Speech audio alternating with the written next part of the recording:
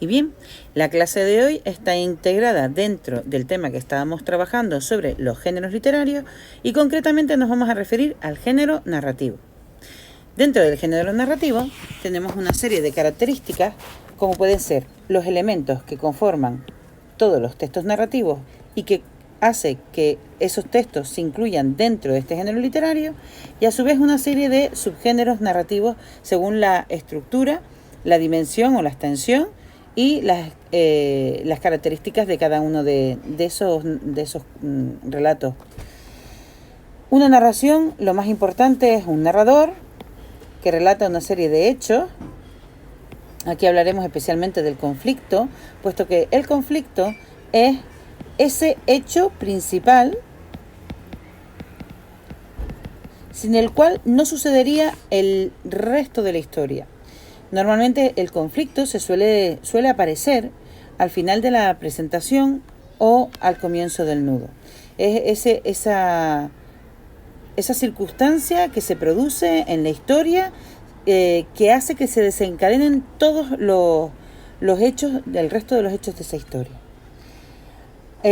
Esa historia sucede en un lugar, un espacio y en un tiempo determinado. Y así, con esta definición que he puesto aquí, solo con esta definición,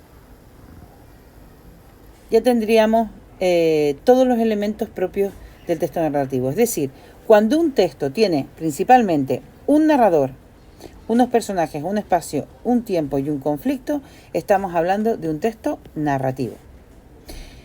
No debemos olvidar que la estructura habitual del texto narrativo, y esto es algo que sabemos desde hace mucho tiempo, se conforma principalmente de presentación, nudo de desarrollo y desenlace o final.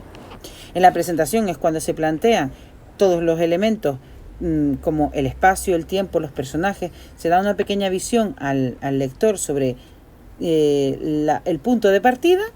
El nudo de desarrollo es cuando se provoca ese conflicto y todas las acciones que de él derivan, y por último en el desenlace final hay una solución del conflicto, aunque recuerden que los finales pueden ser abiertos o cerrados.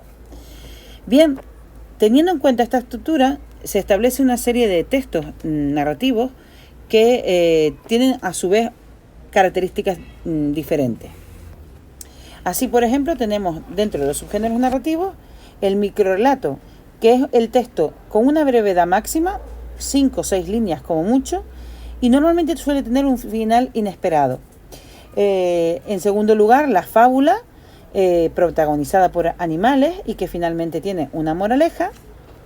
Los cuentos, que se caracterizan por ser breves, y la mayor parte de los cuentos tradicionales suelen tener elementos imaginarios, aunque no siempre los cuentos cumplen con esta segunda característica. No necesariamente tienen que tener elementos imaginarios. Aparte tenemos la épica, que es un género que prácticamente en la actualidad ha sido absorbido por el de al lado, por la novela, que suele hablar de guerras y en el que suele haber héroes que llevan a cabo gestas heroicas y ayudan a un determinado país, un pueblo, a salir adelante y a mejorar su situación, normalmente mediante guerras o luchas. Y por último, vamos a hablar de la novela, que es el más extenso de todos. Normalmente la novela se considera novela un texto que supera las 150 páginas más o menos, y suele ser el de mayor tirada hoy en día, el de mayor repercusión hoy en día, el más consumido hoy en día, aparte de los microrrelatos. Fíjense cómo en este esquema he procurado poner los circulitos dentro de los que está cada subgénero cada vez más grandes, para que ustedes recuerden visualmente que el microrrelato es el más corto de todos y la novela el más largo.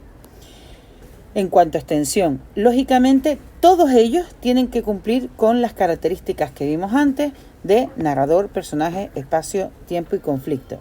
Incluso los microrrelatos, que aun siendo muy breves, cumplen con esas características.